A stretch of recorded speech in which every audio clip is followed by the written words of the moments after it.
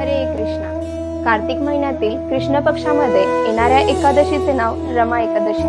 पुष्कळ वर्षांपूर्वी मुचुकंद नावाचा राजा होता। त्याला एक कन्या रत्न प्राप्त झाले। तिचे नाव चंद्रभागा ठेवण्यात आले। पुढे जाऊन तिचा विवाह चंद्रसेन राजाच्या शोभन या मुलाशी झाला। एकदा शोभन त्यांच्या सासरी आले होते। तो दिवस एकादशीचा होता। मुचुकंद राज्याच्या राज्यात सर्वजण एकादशीचे व्रत अत्यंत काटेकोरपणे पालन करीत असे। त्यामुळे शोभन राजाला देखील ते व्रत काटेकोरपणे पालन करावे लागले।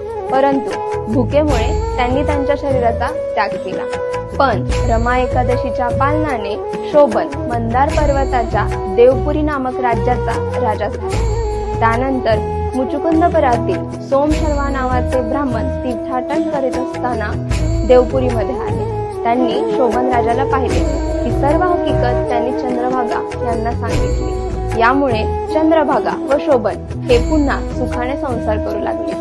तर ही रमा एकादशी कामधेनूप्रमाणे अथवा चिंतामणीप्रमाणे आपल्या सर्वांच्या इच्छा पूर्ण करणारी आहे। तर आपण सर्वजण देखील या एकादशीचा लाभ घेऊया। हरे कृष्णा।